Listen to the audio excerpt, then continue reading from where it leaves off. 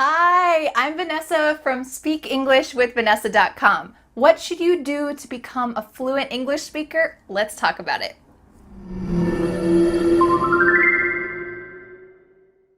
I'd love for you to be able to speak English confidently, fearlessly, and fluently. Wouldn't that be great? I'd also love to be able to do a pull-up, just one, that's all I ask, or be able to run a 10K. But all of these things take slow and steady work, day by day by day by day. Do you think that I could do a pull-up tomorrow? No. Do you think that I could run a 10K tomorrow? Probably not. I need to practice little by little every day. It's the same with speaking English confidently, fearlessly, and fluently.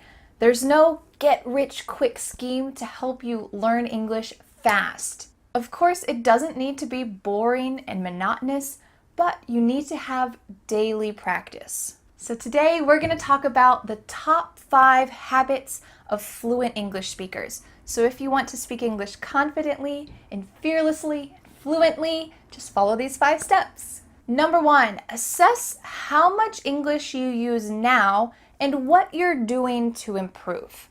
Maybe you could take a notebook and write down, can I understand Vanessa? 90%.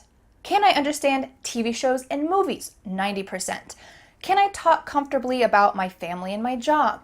Can I talk comfortably about cultural, societal problems in my country or generational differences? Those are just some general questions to help you assess how much you currently know. Where do you currently stand?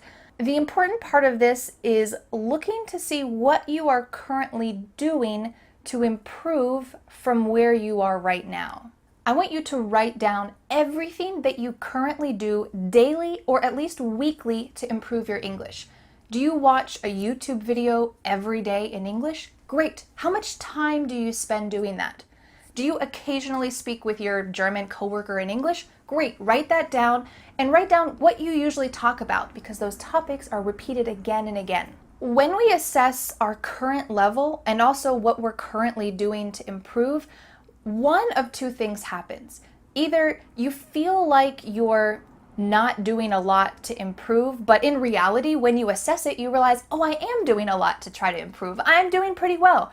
Or on the other hand, you think that you're doing a lot to try to improve, but when you assess it, you realize, oh, maybe I'm not doing that much, and maybe that's why I'm not improving. So this assessment stage is the first step, and it's vital. The second habit of a fluent English speaker is to be positive about your progress. Your mindset is really important. My most successful English students are the ones who say, oh, I just made a mistake, oh well. Or, wow, a year ago it was really hard to understand my American boss, but now I can understand her a little bit better. Even small wins you can be positive about. I had a really busy day at work today, but I listened to an English podcast on the way home from work. I did it. I spent some time to improve my English. Even those small things you can feel positive about. Having that positive mindset is the key to helping you become a fluent English speaker. You need to make it a habit. The third habit of a fluent English speaker is to fit English into your daily life. Everyone is busy. If you're busy, you're not unusual. I'm not saying it's good to be busy, but it's at least normal. So it's important for you to fit English easily into your daily life because you probably don't have 2 hours free every day. Here are a few suggestions. There are many others on my channel. You can change your device to English. Change your phone to English, change your computer to English.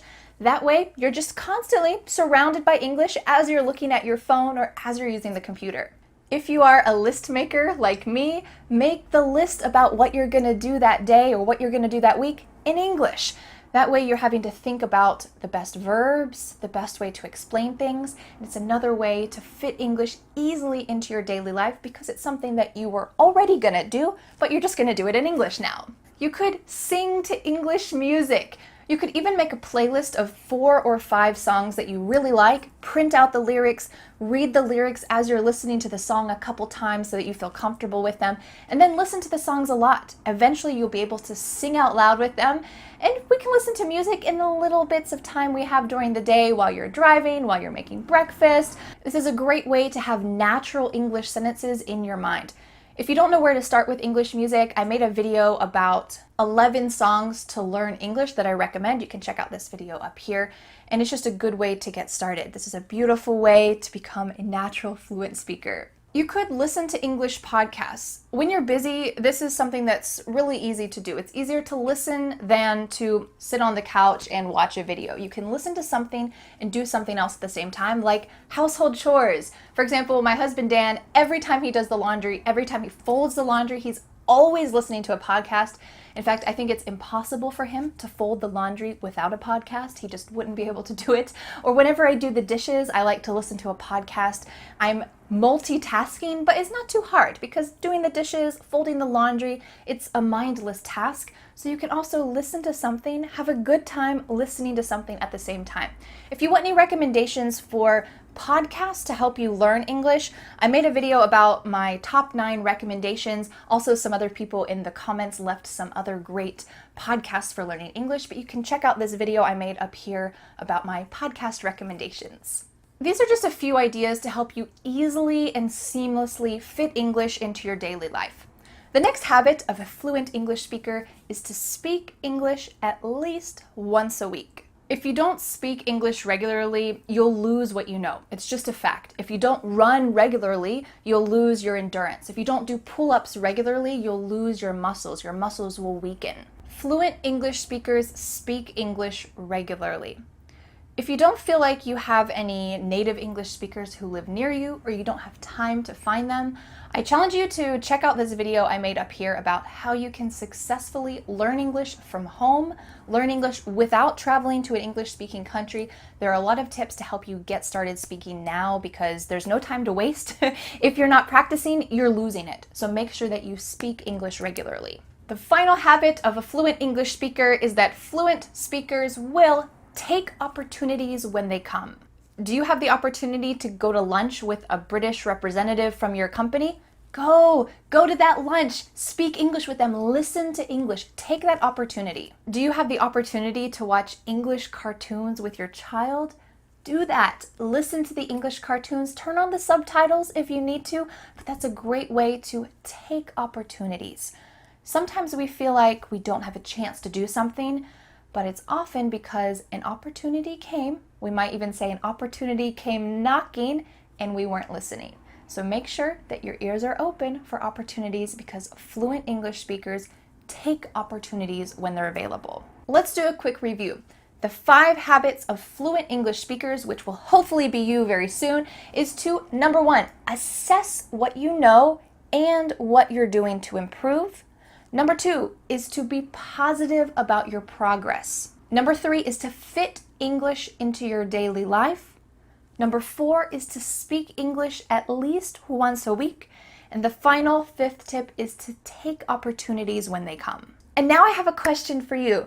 I want to know, what do you think are some other habits of fluent English speakers? Read the comments and get some ideas from each other because it is a great idea to speak English confidently, fearlessly, and fluently. You can do it. Thanks so much for learning English with me, and I'll see you again next Friday for a new lesson here on my YouTube channel. Bye! I'd also love